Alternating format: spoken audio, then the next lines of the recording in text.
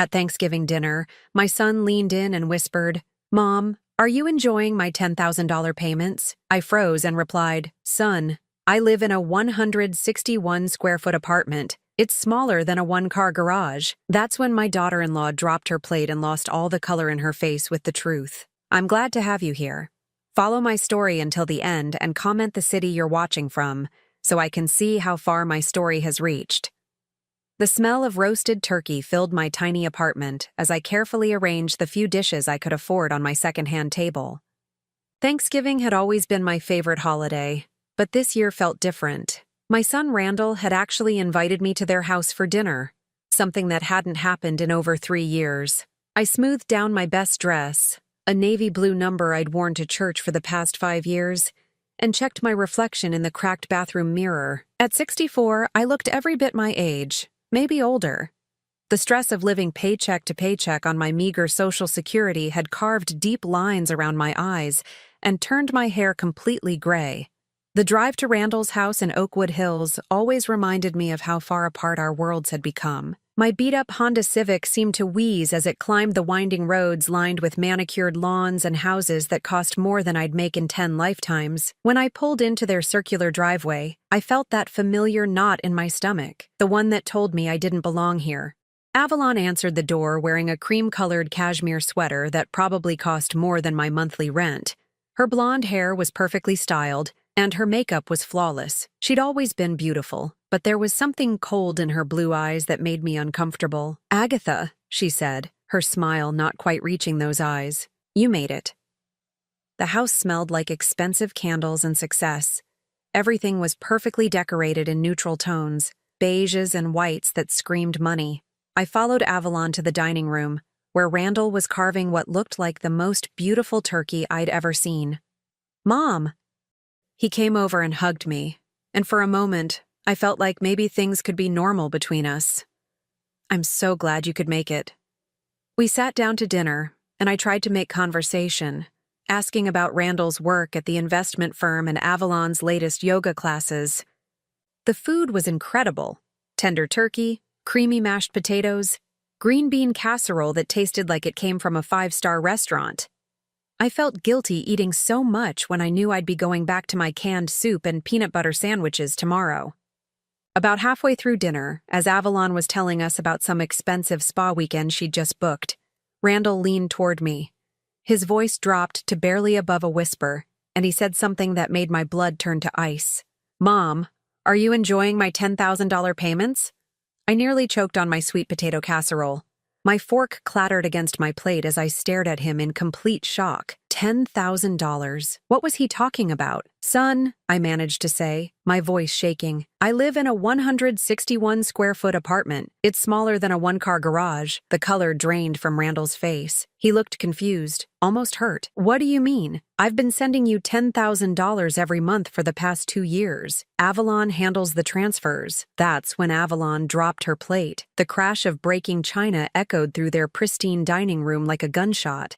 Green bean casserole splattered across the white tablecloth, and gravy pooled on the hardwood floor. But what struck me most was the look on her face. Pure terror. She scrambled to clean up the mess, her hands shaking as she gathered the broken pieces. "I'm so clumsy," she laughed, but it sounded forced, artificial. Let me clean this up." Randall was staring at me with wide eyes. "Mom, what do you mean about your apartment? Where have you been living?" My throat felt dry as sandpaper. I took a sip of water, trying to gather my thoughts. This couldn't be happening. There had to be some mistake. "I live in a studio apartment above Murphy's Deli on 5th Street, I said quietly. "The toilet is 3 feet from my bed, and I can touch both walls if I stretch my arms out. I shop at the dollar store and use coupons for everything. Last week, I had to choose between buying groceries or paying for my blood pressure medication." The silence that followed was deafening. Avalon had stopped cleaning and was frozen on her knees beside the table, still clutching pieces of broken plate. Randall looked like someone had slapped him. "But I've been sending," he started, then stopped. His gaze slowly shifted to his wife. "Avalon, you said you were taking care of the transfers. You said Mom was doing well, that she'd moved to a nice place. Avalon's face was completely white now. She stood up slowly, the broken pieces still in her hands. "There must be some confusion," she said, but her voice was barely a whisper. Maybe there was a problem with the bank. I felt something cold settle in my chest. The way she wouldn't meet my eyes, the way she kept fidgeting with her wedding ring, the expensive clothes, the perfect house, the luxury vacations she was always posting about on Facebook. "Avalon," I said, my voice surprisingly steady. "What happened to my money?" She opened her mouth, then closed it, opened it again. No words came out. Randall stood up so fast his chair nearly toppled over. "What the hell is going on here?" His voice was louder now, angry. "I've been sending $24,000 a year to take care of my mother, and you're telling me she's living in poverty?" The broken plate pieces fell from Avalon's hands, scattering across the floor like her carefully constructed lies. I sat there in my 5-year-old dress, in their $10,000 dining room, and realized that for 2 years, I'd been living like a pauper while my own daughter-in-law had been stealing from me. While I'd been counting pennies and eating canned ravioli for dinner, she'd been living off money meant to ensure I was comfortable in my golden years. The worst part wasn't even the money. It was knowing that my son thought he'd been taking care of me all this time, while I'd been wondering why he seemed so distant, so unconcerned about my struggles. He thought he was being a good son. He had no idea his wife was intercepting his love and leaving me with nothing. As I watched Avalon's perfect composure crumble, I realized this was only the beginning. If she could steal $24,000 a year and lie about it so easily, what else had she been hiding? The ride home from Randall's house felt like driving through a nightmare. My hands trembled on the steering wheel as I replayed the evening over and over in my mind. $48,000. That's how much money should have made its way to me over the past 2 years. Instead, I'd been living off $900 a month in Social Security, skipping meals and rationing my medication. I couldn't sleep that night. Every time I closed my eyes, I saw Avalon's face when she dropped that plate. The terror in her eyes wasn't just about being caught in a lie. It was the look of someone whose entire world was about to collapse. The next morning, I called Randall. My hands shook as I dialed his number, not knowing what to expect. "Mom." His voice was heavy with exhaustion. "I'm so sorry. I don't understand what happened, but I'm going to figure this out." "What did Avalon say?" I asked, though I wasn't sure I wanted to know the answer. There was a long pause. "She said there were complications with the transfers, that she was keeping the money in a special account for emergencies, and she was taking care of your needs directly. She showed me receipts for groceries, utilities, even medical expenses." My stomach dropped. "Randall, I haven't seen a penny of that money. And I certainly haven't had anyone paying my bills." Another pause, longer this time. "I know, Mom. I know that now. I'm going to the bank today to see exactly where that money went." That afternoon, Randall called me back. His voice was tight with anger. "Mom, you need to sit down for this." I was already sitting in my tiny kitchen, staring out at the brick wall that served as my view, but I gripped the phone tighter. The money went into a joint account that Avalon opened. She's been withdrawing it regularly. Last month alone, she spent $3,000 at Nordstrom, $1,500 at a spa in downtown, and $2,000 on what the bank statement calls home improvements. The room started spinning. I pressed my free hand against my forehead, trying to process what he was telling me. "She's been using your money to live like a queen while you've been struggling to survive," Randall continued, his voice breaking. "Mom, I thought I was taking care of you. I thought you were comfortable. When you never called to thank me, I figured you were just being independent, not wanting to make a big deal about it." That's when the pieces really started falling into place. All those times I'd wondered why Randall seemed so distant, so unconcerned about my living situation. All those family gatherings I wasn't invited to, all those phone calls that went unreturned. He thought he was already doing his part. He thought I was ungrateful. "There's more, Mom." His voice got quieter. I looked back through 2 years of statements. She's been systematic about it. Regular transfers to her personal accounts, cash withdrawals, payments to stores I know you'd never shop at, and there are charges for things like designer purses, expensive restaurants, even a weekend trip to Napa Valley that she told me her sister paid for. I felt sick. While I'd been choosing between buying groceries and filling my prescription, Avalon had been living it up on money meant to keep me from exactly that kind of desperation. But here's the thing that really gets me, Randall said. She's been intercepting more than just the money transfers. I found emails in her computer, emails I sent you that were forwarded to an account she controls. She's been reading our correspondence and filtering what gets through to you.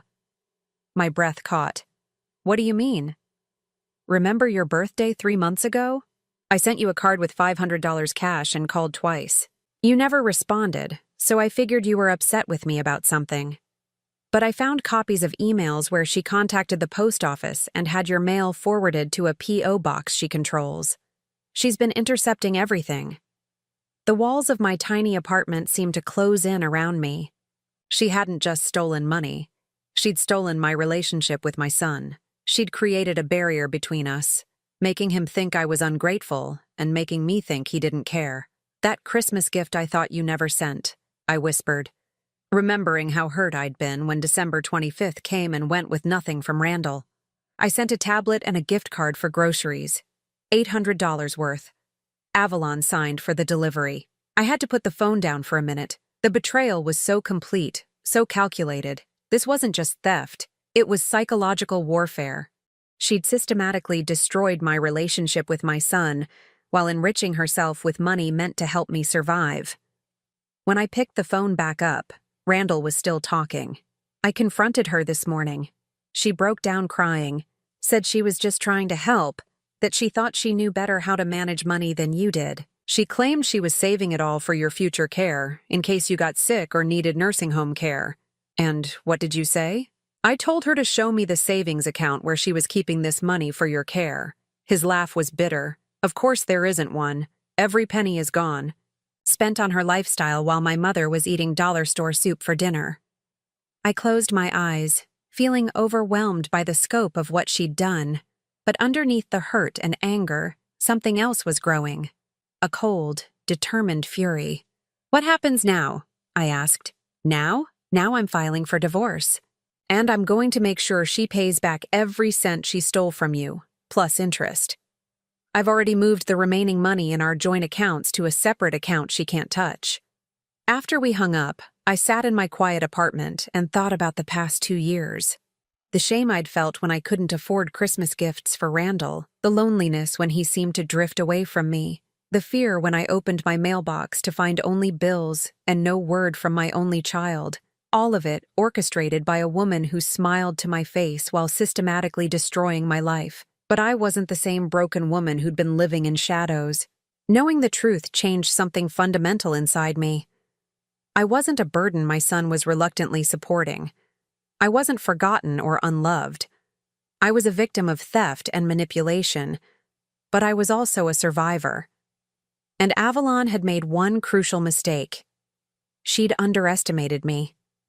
I made a decision that surprised even me. I wasn't going to expose Avalon immediately, not yet. After 37 years of marriage to a man who taught me patience through pain, and 36 years of raising a son mostly on my own, I'd learned something valuable about timing. Sometimes the most powerful move is the one nobody sees coming. Instead of demanding justice right away, I decided to watch. To really see who Avalon was when she thought she was safe. 3 days after the Thanksgiving disaster, she called me. Her voice was honey-sweet, the way it always was when she wanted something. Agatha, I feel just terrible about the confusion the other night. I think there's been a banking error, and I want to help sort it all out. I sat in my threadbare armchair, looking around my cramped apartment, and chose my words carefully. That's very kind of you, dear. I was thinking we could meet for lunch tomorrow. There's this lovely little cafe downtown, Le Bernardin. Do you know it? Of course I knew it. It was the most expensive restaurant in the city, where entrees started at $45. The irony wasn't lost on me. She wanted to discuss my stolen money at a place I could never afford, probably planning to pay with my own funds. I'm not sure I can afford— Oh, don't be silly. My treat, of course.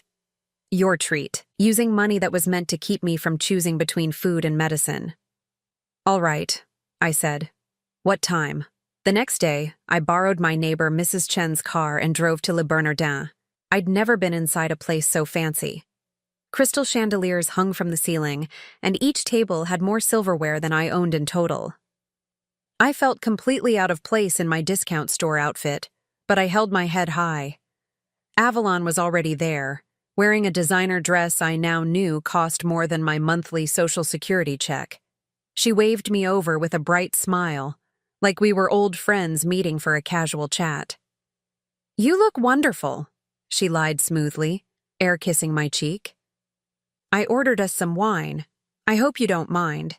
It's this amazing Chardonnay from Napa Valley."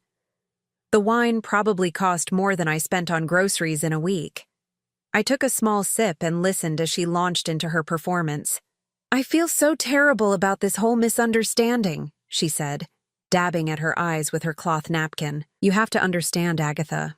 I was only trying to help. Randall was so worried about you, and I thought if I managed the money carefully, I could make sure it was there when you really needed it." She paused, watching my face for a reaction. When I didn't give her one, she continued, "I know it looks bad, but I was putting most of it aside in a special high-yield savings account. The receipts Randall saw were just for immediate necessities. I wanted to surprise you both with how much I'd saved." I nodded, taking another sip of wine. "That was thoughtful of you." Her shoulders relaxed slightly. She thought I was buying it. "The thing is," she continued, leaning forward conspiratorially, "I may have mixed up some of the accounts. You know how confusing banking can be for us women, but I'm going to straighten it all out. I promise. Us women. As if being female automatically made us incompetent with money.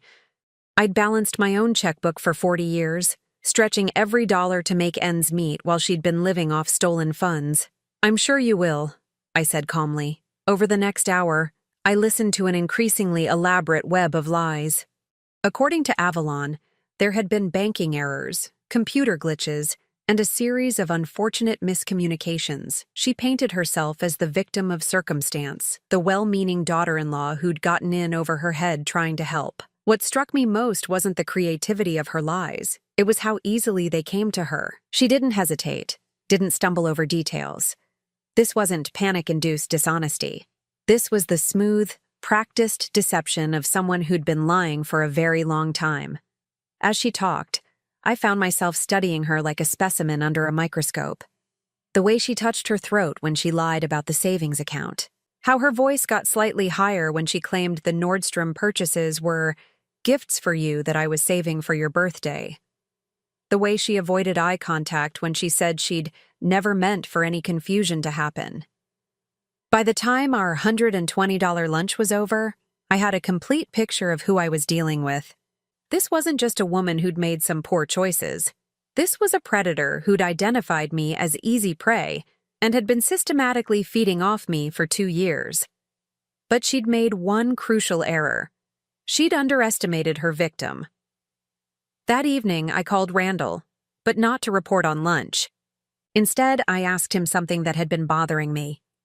"Son, in the past 2 years, how many times did Avalon tell you I was doing well, that I was happy with my living situation?" There was a pause. "A lot, actually. Whenever I asked about you, she always had updates. She said you loved your new apartment, that you'd made friends in the building, that you were taking art classes at the senior center." Art classes. I'd inquired about them once, but couldn't afford the $15 registration fee. Did she ever suggest that maybe I didn't want to be bothered? That I was enjoying my independence? "Yeah," Randall said slowly. "She said you'd specifically asked not to be treated like you were helpless, that you wanted to handle things yourself and would ask for help if you needed it." Perfect. She'd created a narrative where my silence was preference, not abandonment, where my lack of contact was choice, not isolation. "One more question. When's the last time you tried to visit me at my apartment?" "I didn't know your address," he admitted. "Avalon said you wanted to keep your location private for safety reasons, since it was in a rough neighborhood. She said she'd arrange visits when you were ready." The manipulation was so complete, so thorough. She'd built a wall between us brick by brick, making sure neither of us could reach the other without going through her first. Over the following weeks, I began documenting everything. I kept a journal of our conversations, noting each lie, each manipulation. I started paying attention to her social media posts, screenshotting the expensive purchases and exotic trips that were funded by my stolen money. But more importantly, I began to see patterns in how she operated. Avalon was a creature of habit. She lied the same way every time, with tears, with claims of good intentions, with just enough truth mixed in to make the lies seem plausible. She also had a fatal flaw: arrogance. She was so convinced of her own cleverness, so certain that she could manipulate everyone around her, that she'd gotten careless. The evidence of her theft wasn't just in bank statements. It was everywhere, if you knew how to look. 2 weeks before Christmas, she made her next move. She called to invite me to their annual holiday party. "I know things have been awkward," she said, "but it's Christmas and family should be together. Plus, I have some wonderful news about that savings account I mentioned." Of course she did. She'd had weeks to prepare her next lie. "That sounds lovely," I said. "Should I bring anything?" "Just yourself. And Agatha, maybe don't mention our little lunch conversation to anyone at the party. You know how people love to gossip, and I'd hate for anyone to get the wrong idea about our family." Our family. She still thought she could control the narrative. "Of course, dear. I wouldn't want to cause any problems." As I hung up the phone, I realized something had shifted inside me over these weeks of watching and waiting. The frightened, ashamed woman who'd been living in this tiny apartment was gone. In her place was someone harder, smarter, and infinitely more dangerous. Avalon thought she was inviting a harmless old lady to her Christmas party. She was wrong. The Christmas party was everything I expected from Avalon: excessive, showy, and paid for with money that should have been keeping me warm and fed. Their house blazed with enough lights to illuminate a small town, and inside, everything sparkled with the kind of holiday decorations that cost more than most people's cars. I arrived fashionably late, wearing my best dress, the same navy one from Thanksgiving, but I'd managed to find a festive scarf at the dollar store. Among the guests in their designer outfits, I looked exactly like what I was, the poor relative invited out of obligation, perfect. Avalon swept over to greet me, wearing a red cocktail dress that I now recognized from her social media posts. The caption had read, "Treating myself to something special for the holidays." What she'd really meant was, spending Agatha's money on another outfit she'll never be able to afford. "Agatha, you look lovely," she gushed, though her eyes said otherwise. "Come, let me introduce you to everyone." She paraded me around like a trophy, the sweet mother-in-law she was so generously caring for. I smiled and nodded, playing my part perfectly, but all the while I was listening, watching, learning. "This is Randall's mother," she told each group of guests. "She's such an inspiration, living independently, refusing all offers of help, so proud and self-sufficient." The guests nodded approvingly at this heartwarming tale of elderly independence, never guessing that my pride was actually poverty and my self-sufficiency was abandonment.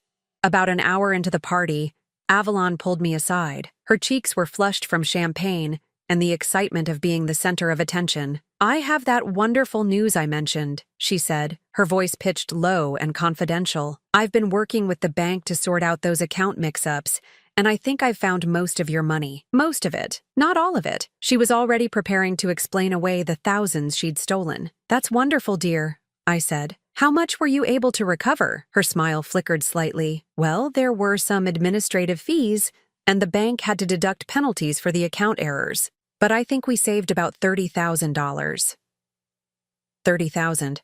Out of the $48,000 that should have been mine. She was planning to keep $18,000 and present the return of the rest as a generous gift. "That's such a relief," I said. "I was getting worried about my emergency fund." "Your emergency fund?" She repeated, her perfectly contoured eyebrows drawing together. "Oh yes, the money I've been saving for emergencies. You know, in case I need medical care or have to move to assisted living. I've been so careful with every penny, putting aside what I can each month. It's not much, but it's taken me years to save $15,000. I watched her face carefully as I delivered this fabrication. Her expression shifted from confusion to something closer to panic. $15,000? She said. Where do you keep that money?" "In a special account, of course. The same bank where you've been managing my other funds. I was hoping you could help me consolidate everything once you get this sorted out." The color drained from her face.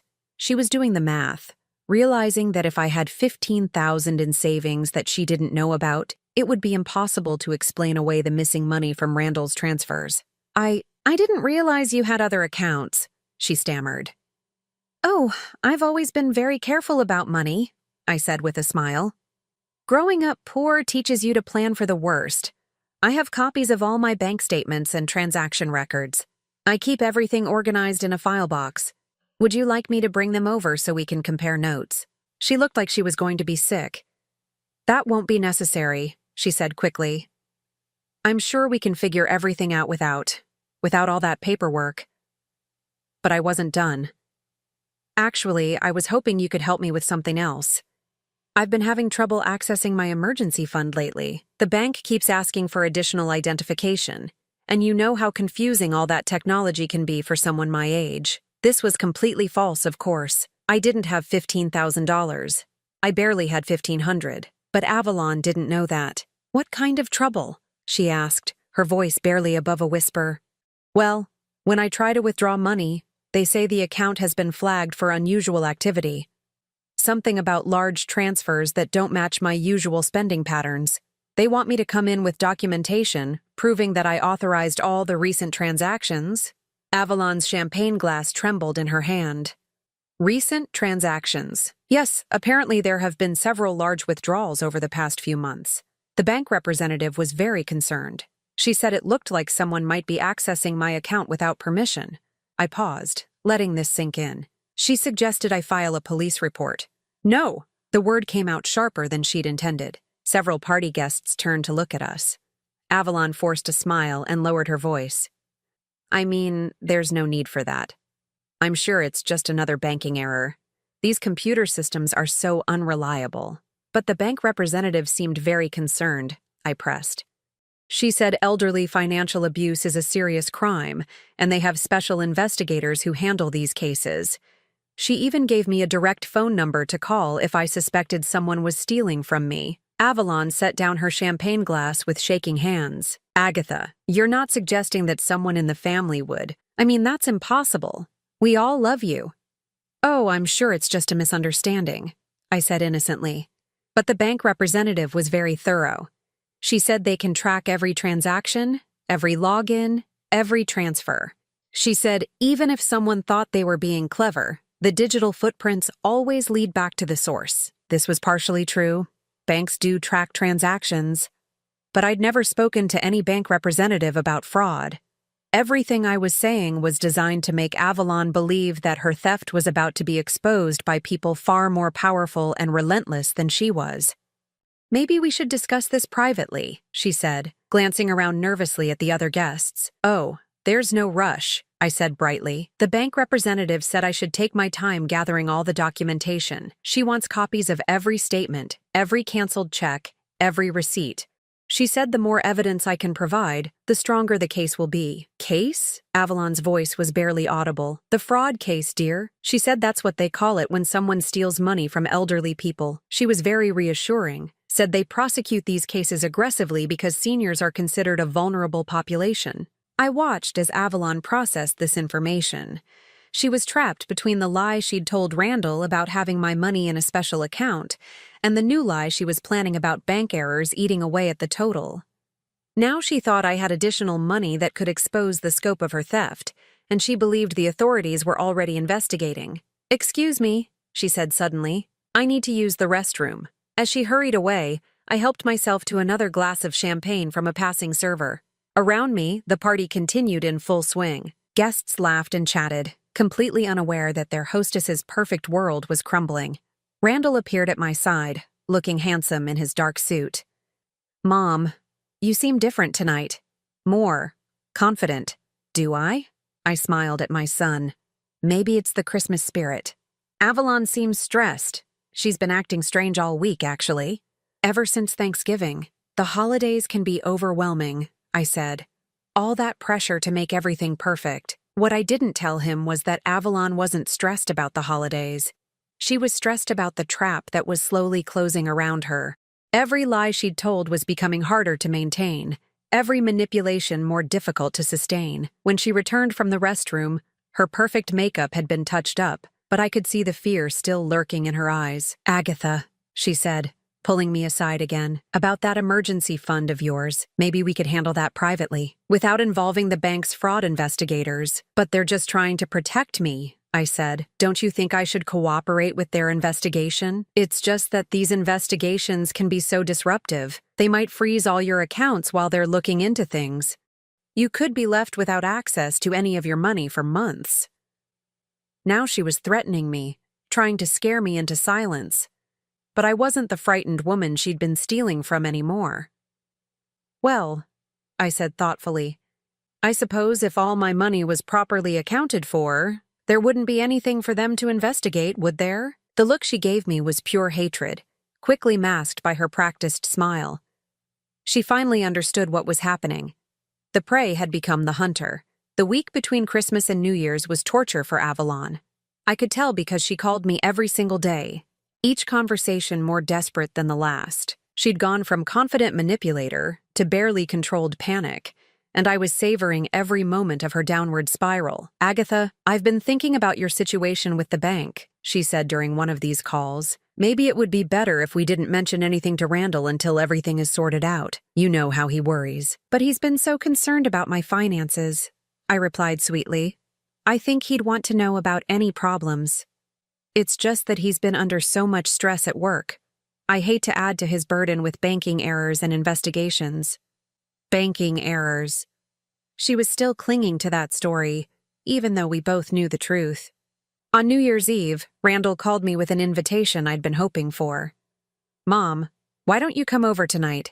We're having a quiet celebration, just the three of us. Avalon's making her famous beef Wellington. Her famous beef Wellington that probably cost $80 and was paid for with my stolen money.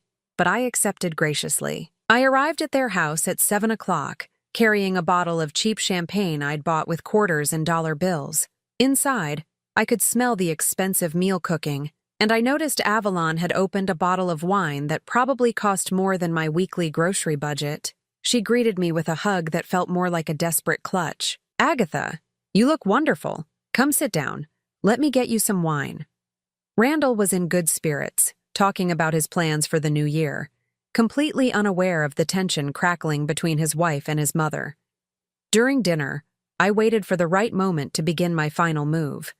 It came when Randall started talking about his New Year's resolution to be more financially responsible. I've been looking over all our accounts, he said, cutting into his Wellington, making sure everything is organized and accounted for. It's amazing how money can just slip away if you're not careful. Avalon's fork clattered against her plate. That sounds very wise, I said. I've been doing the same thing with my accounts, making sure every penny is accounted for. Randall looked up with interest. Really? I thought you didn't like dealing with financial paperwork. Oh, I've learned to be much more careful about money over the years, I said, especially since I've been having those problems with the bank that Avalon mentioned. This was it, the moment I'd been building toward for weeks. Randall frowned. Problems with the bank? What problems?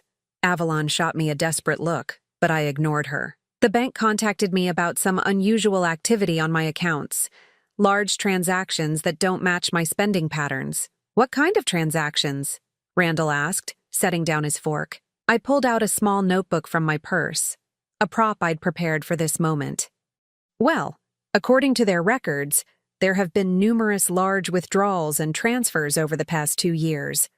The amounts don't make sense for someone living on my income. Randall's expression grew serious. Mom, are you saying someone has been accessing your accounts without permission? The bank seems to think so, I said. They've been very thorough in their investigation. They can trace every transaction, every login, every transfer. They even know which computer and IP address was used for online banking. Avalon had gone completely white. She was gripping her wine glass so tightly I thought it might shatter. But here's the strange part, I continued, opening my notebook and pretending to read from it. According to the bank's records, most of these suspicious transactions correspond exactly with dates when money was supposed to be transferred to help with my living expenses. Randall sat back in his chair, the pieces starting to fall into place. You mean the money I've been sending? It seems that way. The bank investigator said it looks like someone was intercepting those transfers and redirecting them to other accounts. I looked directly at Avalon. She said whoever did this was very clever about it. They made it look like the money was going where it was supposed to go, but then they moved it somewhere else. The silence that followed was deafening. Randall's gaze moved slowly from me to his wife. Avalon was staring at her plate, tears starting to stream down her face. "Avalon," Randall said quietly, "is there something you want to tell me?" She looked up, mascara running, her perfect facade finally cracking completely. "It's not what you think." "Then explain it to me." "I was trying to help," she sobbed. "Your mother doesn't understand money. She would have just wasted it." The words hung in the air like toxic smoke. Randall's face went through a series of emotions: confusion, realization, and finally, cold fury. "Wasted it on what?" he asked. "Food? Medicine? Rent?" "You don't understand the pressure I've been under," Avalon continued as if she were the victim. "Maintaining this house, keeping up appearances for your career.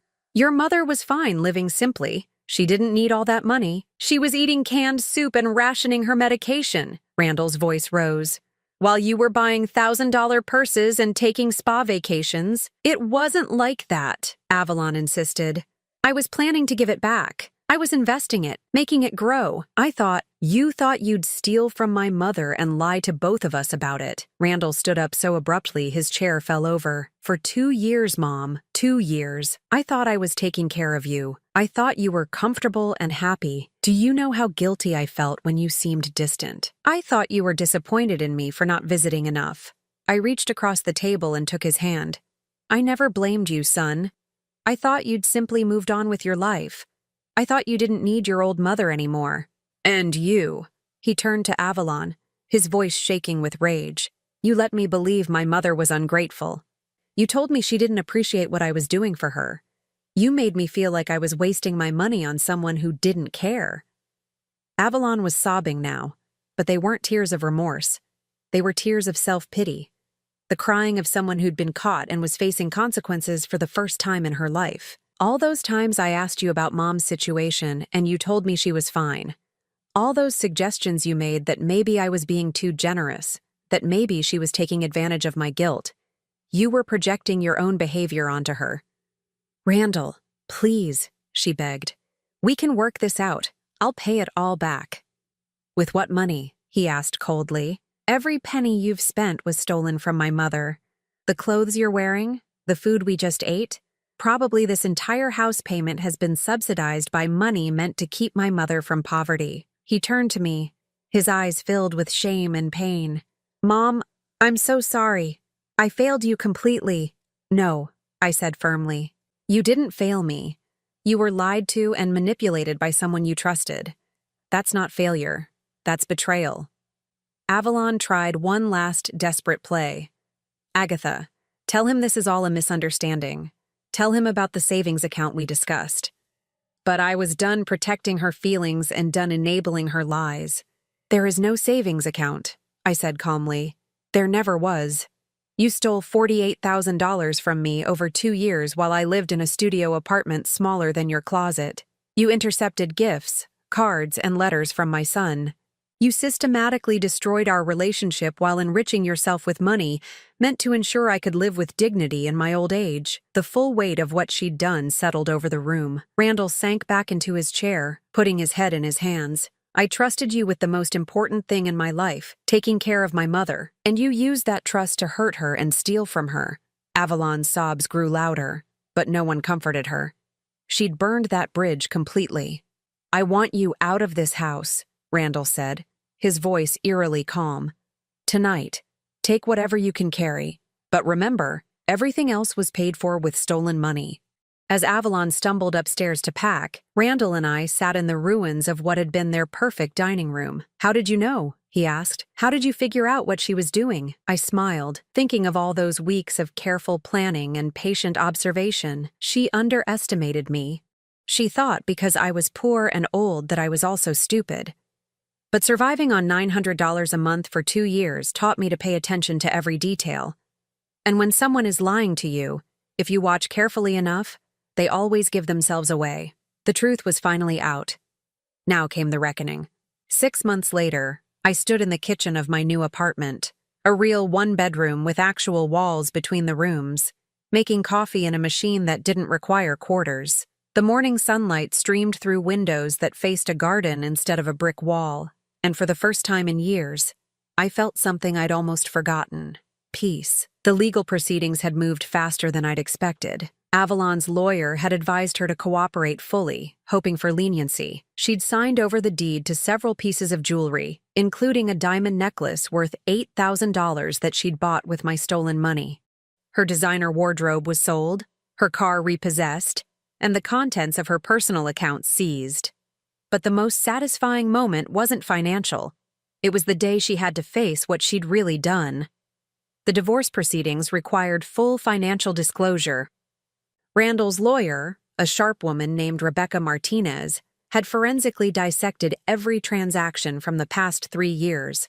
The scope of Avalon's theft was breathtaking in its audacity and systematic cruelty. She didn't just steal money, Rebecca had explained to us during one of our meetings. She created an elaborate psychological barrier between you and your son. She intercepted birthday cards with cash, Christmas gifts, even get-well cards when you had the flu. She returned packages to senders and redirected mail. This wasn't just financial abuse, it was emotional terrorism. The evidence was overwhelming. Credit card statements showing $1,000 shopping sprees on the same days.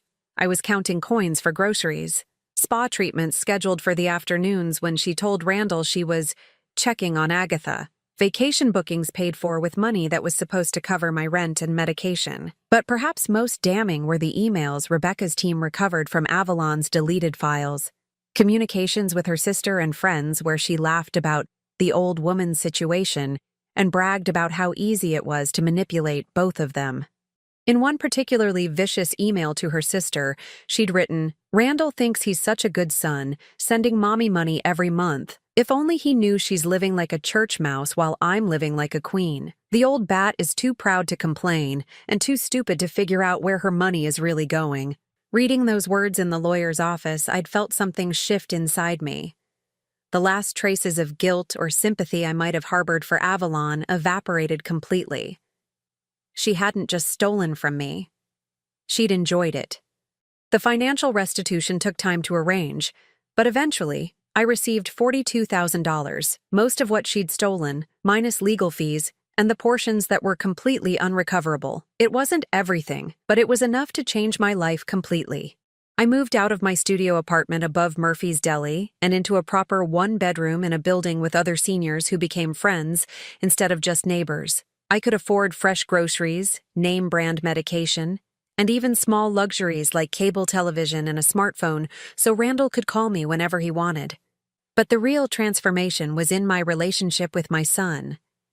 Those barriers Avalon had so carefully constructed were gone, and for the first time in years, Randall and I could simply be mother and son again.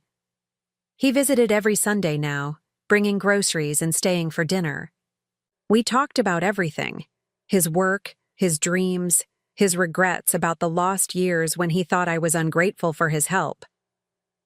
"I should have known," he said one evening as we sat on my small balcony, watching the sunset. "I should have visited you, seen your living conditions with my own eyes." "You trusted your wife," I replied. "That's not a character flaw. That's what marriage is supposed to be built on. But I let her convince me that you were distant, that you didn't want to be bothered. I stopped trying to connect with you because she made me believe you didn't want me to." I reached over and patted his hand. We both learned something valuable. Trust has to be earned and verified. Love doesn't mean blind faith. The divorce was finalized on a rainy Tuesday in April. Avalon left town immediately afterward, moving back to her mother's house in another state. She'd lost everything: her marriage, her home, her social standing, and her carefully constructed identity as the perfect wife. But I wasn't finished with her yet. 3 weeks after the divorce was final, I received a phone call that made me smile in a way that probably wasn't entirely Christian. "Mrs. Sullivan, this is Detective Martinez with the Economic Crimes Unit. We've received your complaint about financial elder abuse. and we'd like to move forward with criminal charges. I'd debated whether to pursue criminal prosecution. The civil case had recovered most of my money and ended Avalon's marriage. Part of me wanted to simply move on with my new life. But then I remembered all those other elderly people who might become her next victims. Predators like Avalon don't stop. They just find new prey. Yes, I told the detective. I want to press charges.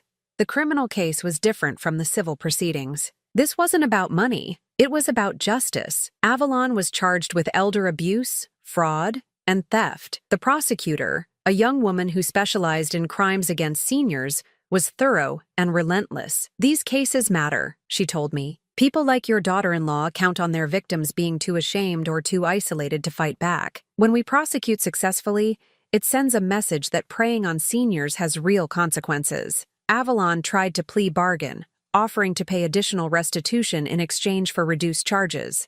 But the evidence was too strong, and her crimes too systematic. In September, exactly 10 months after that devastating Thanksgiving dinner, she was sentenced to 18 months in prison and 3 years of probation. I attended the sentencing hearing. I wanted to look her in the eye one more time and see if she showed any genuine remorse. She didn't. Even in her orange jumpsuit, even facing prison time, Avalon's main emotion seemed to be self-pity.